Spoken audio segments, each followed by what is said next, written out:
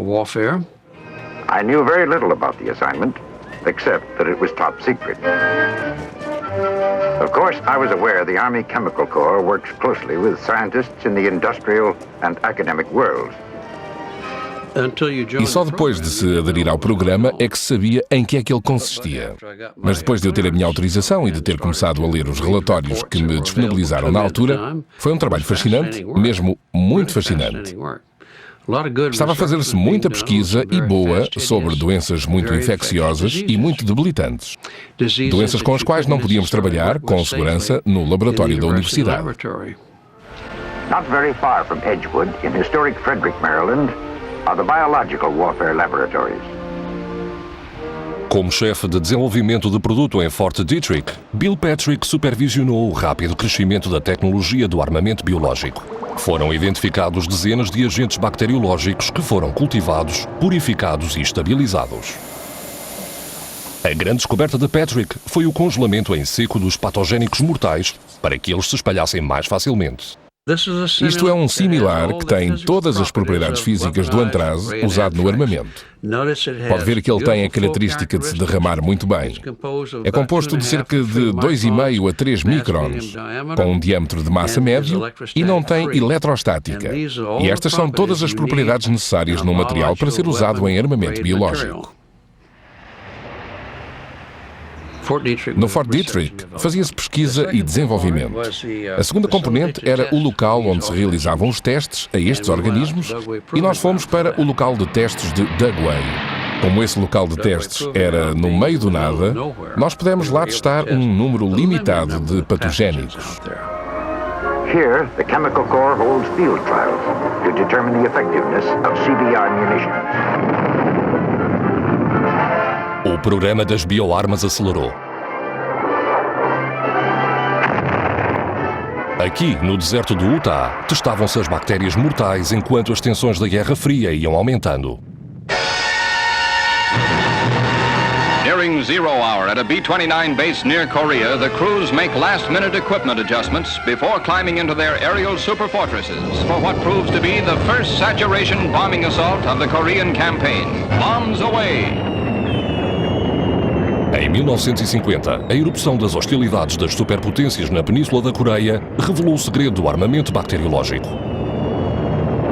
Os comunistas acusaram os Estados Unidos de lançarem bombas biológicas na Coreia do Norte. Американцы не остановились перед таким чудовищным злодеянием, как применение бактериологического оружия. Их союзниками стали бациллы тифа, чумы, холеры. Они сбрасывают на корейскую землю зараженные ракушки, отравленную рыбу, пылительные трубки, бумагу. Но и бактериологическое оружие не принесло агрессорам желанной победы. Estas acusações surpreendentes nunca foram provadas, mas tiveram um efeito que não se previra. O governo dos Estados Unidos expandiu o seu programa de armamento biológico como resultado destas acusações. Em Fort Detrick, a investigação sobre armamento biológico passou dos animais para as cobaias humanas. Foram feitas experiências em pacifistas e objetores de consciência como alternativa ao serviço militar. The volunteers were a picked group. They had received psychiatric interviews to determine their maturity and reliability, as well as mental outlook. Aqui vêm os voluntários. Estes são os voluntários da Igreja Adventista do Sétimo Dia. Cada voluntário tem sempre uma pessoa com ele e pode desistir em qualquer altura. Esta pessoa está a ser exposta à febre Q e este é o seu companheiro. Está a ser usado o sistema do companheiro e ele agora está no interior do edifício de testes BW. Estão a deitar o organismo com um spray. E claro, depois fica-se com uma Coxiella burnetii ou infecção de febre Q, como a febre o demonstra. As was expected, the volunteers were temporarily incapacitated, but within a short time they were up and around, completely recovered. They had the satisfaction of having played an important part in obtaining information to bolster our defenses against disease. As experiências dos adventistas do sétimo dia com a Coxiella burnetii forneceram informações que nunca antes tinham sido obtidas. Pela primeira vez, fomos capazes de quantificar o número de organismos necessários para provocar uma infecção por via aérea. Isto foi uma descoberta muito importante. We take you now to a playground in the midst of teeming Metropolis City. A boy has just cut his knee. Ouch! And a swift, sneaky squadron of slimy, swarthy germs moves in to attack. But mighty Bactine, sworn enemy of the germ world, comes to the rescue. Spraying in Durante os anos 50, a guerra bacteriológica estava a ser combatida em muitas frentes. Produziam-se antibióticos em massa para combater infecções mortais causadas por bactérias. Mas os mesmos medicamentos que salvavam vidas também ameaçavam a eficácia do arsenal de armamento bacteriológico americano. Os cientistas de Fort Detrick precisavam de uma arma alternativa. A resposta chegou de uma fonte pouco habitual. Public enemy number one. Today, as the rabbit menace reaches an all-time high, national leaders, farmers, graziers and local authorities are fighting a vital battle. Para combater a praga de coelhos, cientistas australianos tinham-se voltado para os vírus. A sua nova arma, um vírus da família do sarampo, criou a mixomatose. Foi um sucesso extraordinário que dizimou 90% da população de coelhos. E forneceu aos cientistas um teste sobre a exterminação em massa de mamíferos. De facto, foi guerra biológica que foi feita contra os coelhos. A badly infected rabbit and one close to death from myxomatosis. The symptoms are very easily recognized. First, there are pronounced lumps at the base of the ears, and general dopiness is a characteristic of the disease. O imunologista Macfarlane Burnett estava a supervisionar a investigação sobre a mixomatose na Austrália. O seu trabalho pioneiro conduziria os cientistas do armamento biológico dos Estados Unidos a uma descoberta crítica. Ao criar uma vacina para a gripe, Burnett tinha desenvolvido um método de produção de vírus em massa, incubando-os dentro de ovos. Ele demonstrou a técnica a cientistas de todo o mundo. Bill Patrick adotou-a para produzir vírus a uma escala industrial. Pode ver-se que nós modificamos um pouco esta técnica, simplificando-a para aumentar o número de ovos que podemos inocular por hora.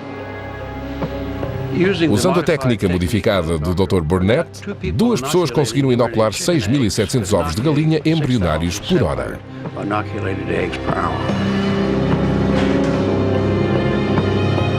A produção de agentes biológicos para armamento aumentou de alguns quilos para muitas toneladas. A seguir, eles tinham de o experimentar. Numa experiência para verificar a suscetibilidade de uma grande população ao ataque biológico, os cientistas libertaram bactérias que, em princípio, não provocariam danos sobre algumas cidades americanas para simular os agentes biológicos. Um dos primeiros testes que fizemos foi em São Francisco.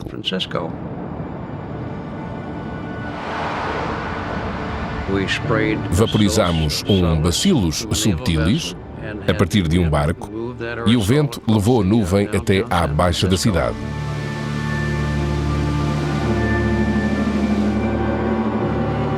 Aquilo mostrou de forma dramática como nós éramos vulneráveis ao armamento biológico.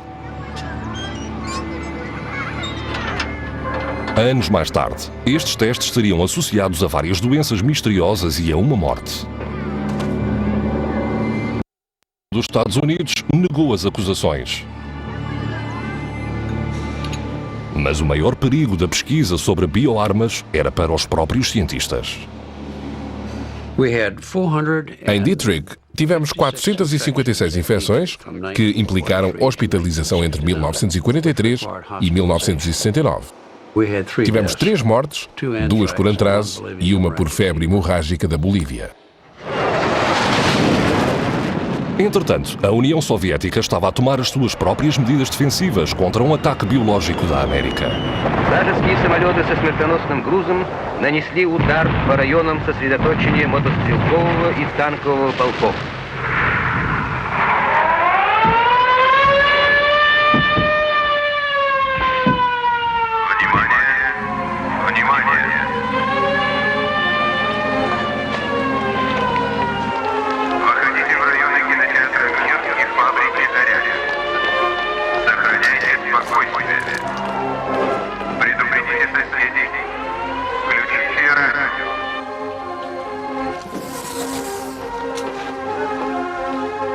Нужно следить за направлением, скоростью перемещения ядовитого облака на улицах города.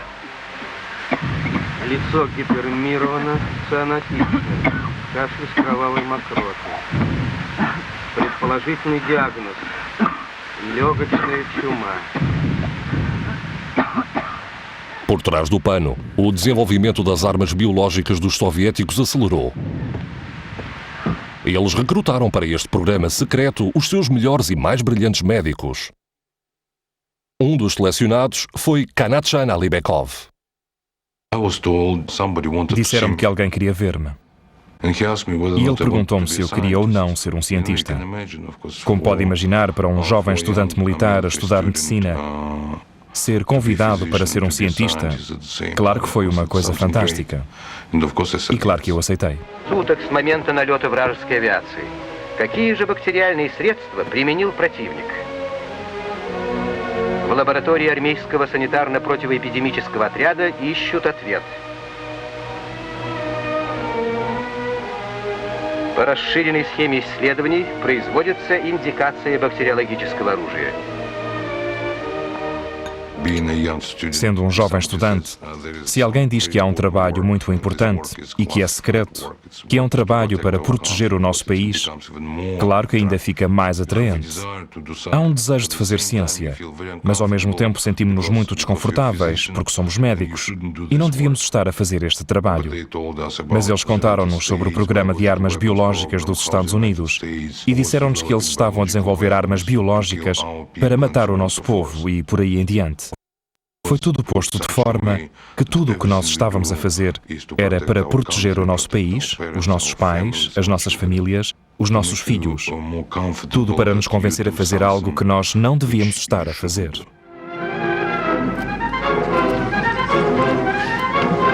Os medos soviéticos e o zelo patriótico justificaram o abate de um avião espião americano U-2 que sobrevoava a Rússia. Самолет американского пирата – наши меткие ракетчики. Понадобилась только одна ракета. Одна, но точная. Outras missões de espionagem dos Estados Unidos já tinham dado provas evidentes de um programa soviético de armamento biológico em larga escala. O U-2 tinha tirado fotografias de uma região à volta do mar dos Urais que mostravam trabalhos exatamente iguais aos que nós fazíamos no local de testes de Dugway. Isto era a primeira prova que nós tínhamos de que a União Soviética tinha um programa de BW e estava a usar agentes para testes. O exército americano preparou-se para a possibilidade iminente de uma guerra biológica. Germs will attack you through your nose, mouth, eyes, and skin. Your protective clothing and equipment will help you block off the attacking germs. Shut off all open gaps, like tucking your pants into your boots. And remember your vaccinations and shots and plenty of soap and water.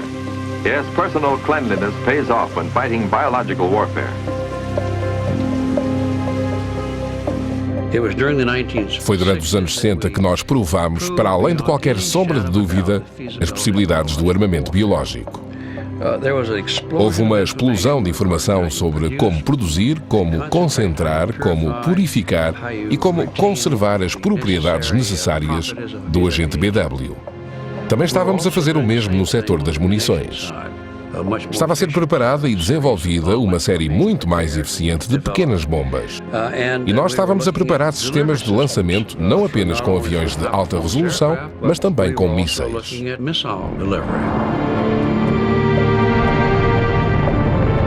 Enquanto as superpotências conduziam o mundo à beira da aniquilação, o programa de bioarmas estava prestes a ser desvendado.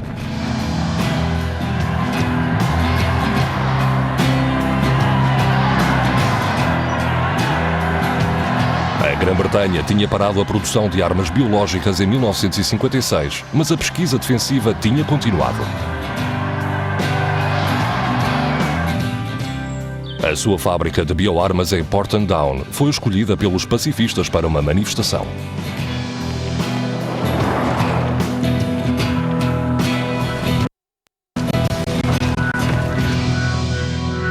Nos Estados Unidos, O alvo foi Fort Detrick.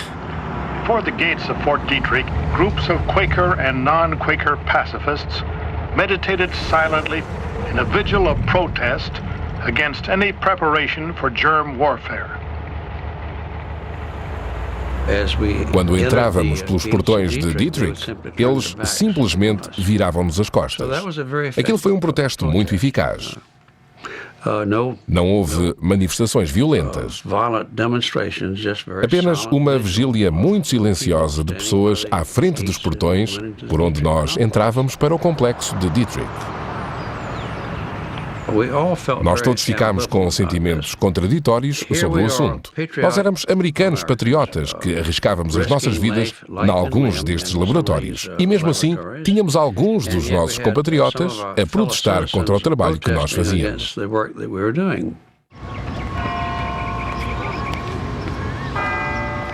Bill Patrick também tinha um opositor científico muito poderoso na Universidade de Harvard, o bioquímico Matthew Meselson. 5.000 cientistas apoiaram a sua campanha contra o armamento biológico. O que se passava em Fort Detrick e que me deixou impressionado foi que eu estava a ser guiado pelas instalações por um homem muito simpático chamado Leroy Fothergill, que tinha autorizações de alta segurança. E eu perguntei-lhe, por que é que estamos a fazer isto? Que missão é que isto vai concretizar? E ele respondeu, bem, isto vai poupar dinheiro, porque as armas biológicas são muito mais baratas do que as nucleares. E eu pensei sobre o assunto e achei que aquilo era de loucos. Os Estados Unidos não têm necessidade de criar armas estratégicas que toda a gente possa comprar.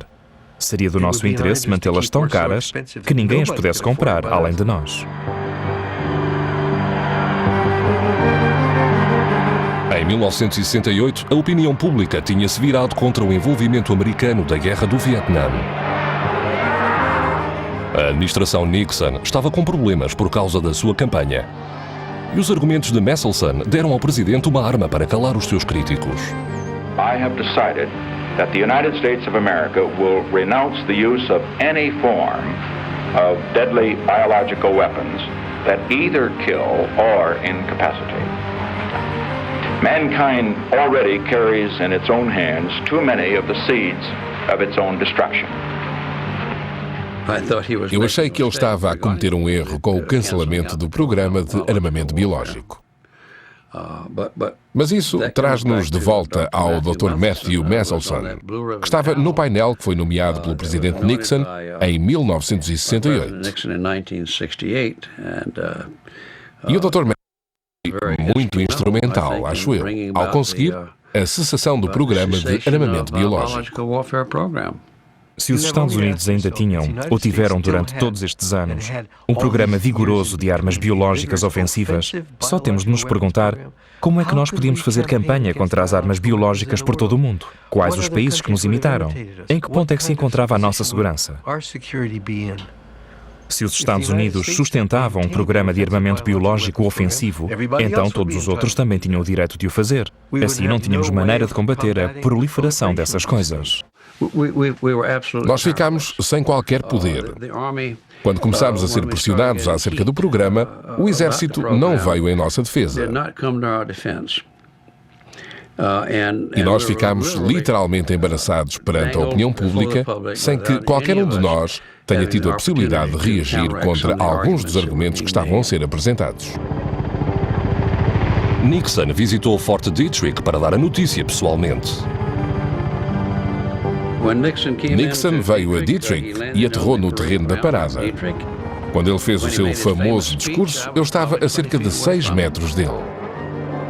Up until 2 years ago, this facility was one of the most highly classified, top-secret facilities in the whole United States. In November of 1969, I made a decision that the United States would take the leadership in discontinuing research in the development of weapons for biological warfare. And as a result of that decision, this facility, therefore, no longer could be used. Não percebemos que nos 2 anos seguintes íamos todos ser despedidos ou perderíamos os nossos empregos uns após os outros.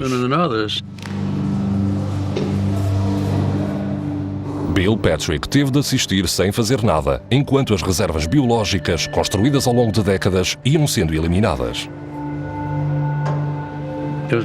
Foi muito desencorajador ver todos os nossos estoques de sementes destruídos, todos os nossos produtos destruídos.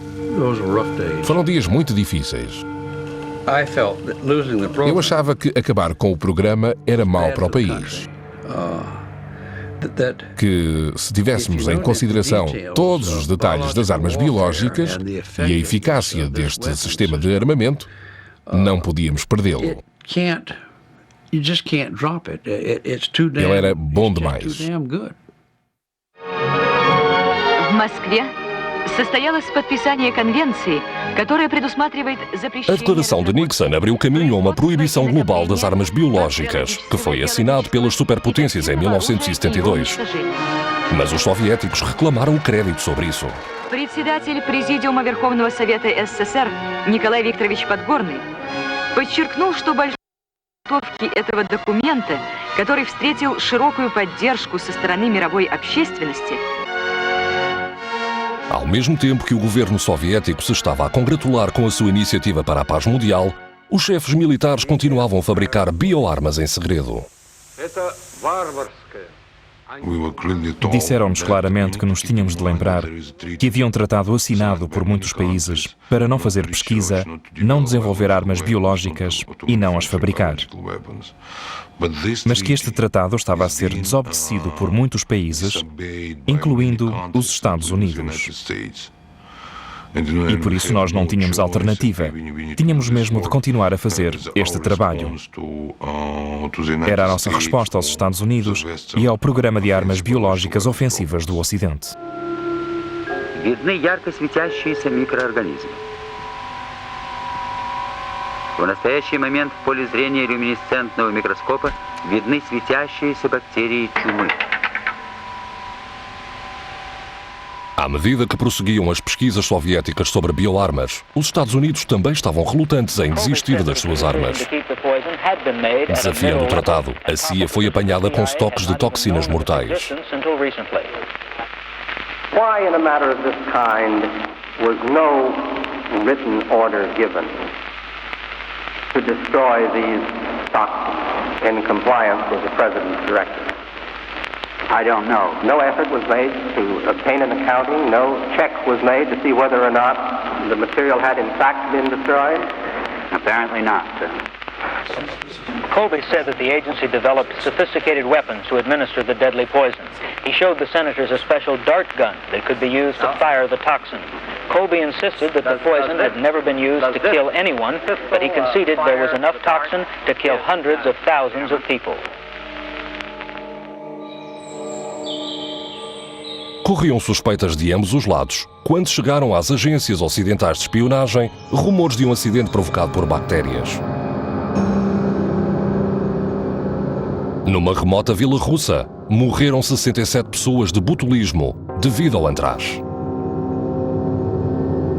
Apesar da existência de um enorme complexo de armamento na vizinha cidade industrial de Sverdlovsk, o Kremlin insistiu que as mortes tinham sido provocadas pela ingestão de carne contaminada. Nessa altura, a explicação foi aceita por alguns cientistas ocidentais. A explicação soviética era plausível. Nós tínhamos fortes suspeitas porque sabíamos que havia ali um complexo biológico. Mas, por outro lado, esta zona tinha tido os seus animais doentes com antraz de uma forma endémica. Para outros, a enorme dimensão do surto sugeria uma disseminação massiva de esporos de antraz por via aérea. Todos nós acreditámos que aquilo tinha sido causado pela libertação de um pó seco, de uma forma ou de outra. Nós não tínhamos mais informações, mas lembro-me que Tom Shell e eu estávamos a conversar um dia e a dizer que aquilo tinha de ser uma libertação de pó seco, provavelmente de uma grande dimensão. Dentro da União Soviética, um oficial do governo contou a verdadeira história a Kanatjan Alibekov enquanto tomava uns copos. Ele disse: "Ouviste alguma coisa sobre Sverdlovsk?" Eu respondi que não, nada. Ele continuou: "Aqueles estúpidos mataram tantos civis porque não foram capazes de conter o antraz naquele complexo." Desconhecida no Ocidente, Sverdlovsk era apenas uma das muitas fábricas secretas de bioarmas. A maior era em Stepnogorsk, nos confins do Cazaquistão. Alibekov foi mandado para lá para desenvolver uma linha de antraz ainda mais poderosa e para a produzir em quantidades industriais. Se me perguntassem nessa altura como é que eu me sentia a produzir antraz em larga escala, infelizmente eu não posso dizer que aquilo me incomodava. Porque nessa época eu estava convencido de que o meu trabalho era muito importante e absolutamente necessário para o meu país. Alibekov estava rapidamente a tornar-se numa das principais estrelas da Biopreparat, a enorme rede de laboratórios biológicos que empregava milhares de cientistas. A sua nova linha de antraz era um dos muitos patogénicos a serem produzidos às toneladas. Mas todo este mundo seria eclipsado por uma revolução genética. Nos anos 80, a divisão do ADN tinha dado aos cientistas um poder sem precedentes para manipular micróbios, o que abriu a porta a grandes descobertas médicas. Mas também, pela primeira vez, puderam ser criados artificialmente novos organismos mortais. A ideia era inserir pequenas partículas de ADN no genoma viral e tornar os vírus mais virulentos ou mais perigosos, ou ainda fazer os vírus adquirirem novas propriedades, como a capacidade de destruir o sistema nervoso. Sergei Popov e a sua mulher Tesia trabalhavam na Vector, o laboratório central da Biopreparat, nas profundezas da floresta da Sibéria. Este complexo de 5.000 cientistas, todos dedicados à pesquisa sobre vírus e ao desenvolvimento de uma nova geração de armas biológicas. Eles viviam em quarentena em edifícios selados, onde trabalhavam os patogénicos vivos durante semanas seguidas, realizando testes de engenharia genética nestes supervírus.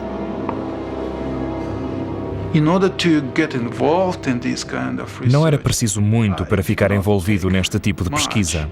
Se a pessoa tinha sido selecionada para ter conhecimentos sobre o verdadeiro objetivo do programa, a pessoa assinava uns papéis e depois a pessoa percebia que estava muito envolvida nisto.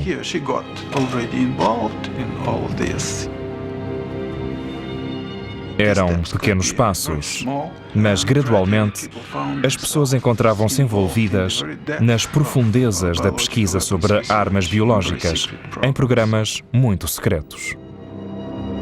Enquanto Popov estava a criar novos vírus para os soviéticos, os cientistas do exterior anunciavam a sua conquista sobre uma doença muito antiga.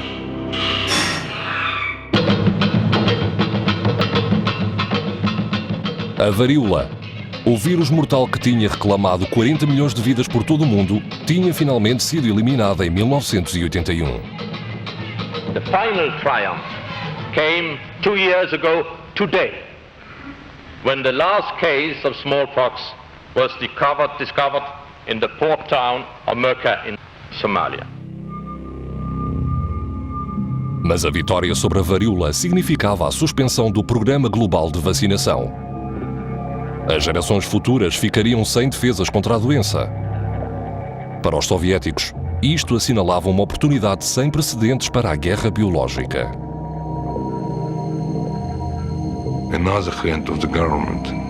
Outra medida do governo foi assinar os papéis para o início deste trabalho, para o desenvolvimento de uma arma com um novo tipo de varíola e de um novo processo industrial de fabrico de uma arma biológica de varíola. De facto, este trabalho foi iniciado no princípio dos anos 80. Na Vector, Popov e a sua equipa estavam a criar geneticamente uma nova linha de varíola. Não havia uma dificuldade técnica em tornar a varíola quase 100% mortal, ao contrário dos 30% de virulência da varíola normal. Por isso, esta seria uma arma definitiva. Uma arma muito mais perigosa do que alguém possa imaginar. Porque mesmo que uma pessoa infectada recuperasse da primeira fase da doença, ela morreria quase inevitavelmente dos sintomas neurológicos, que incluem a paralisia e a morte. Por isso era uma arma muito assustadora.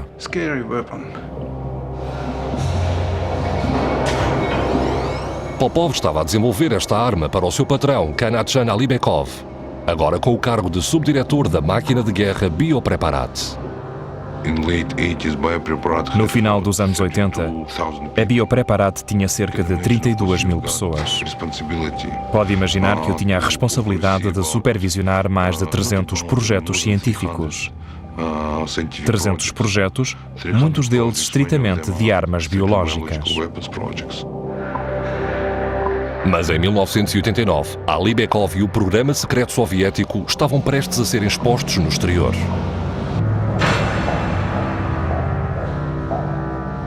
Good evening. A former Soviet scientist who helped develop bacteria that could wipe out half a city's population breaks his silence for the first time tonight.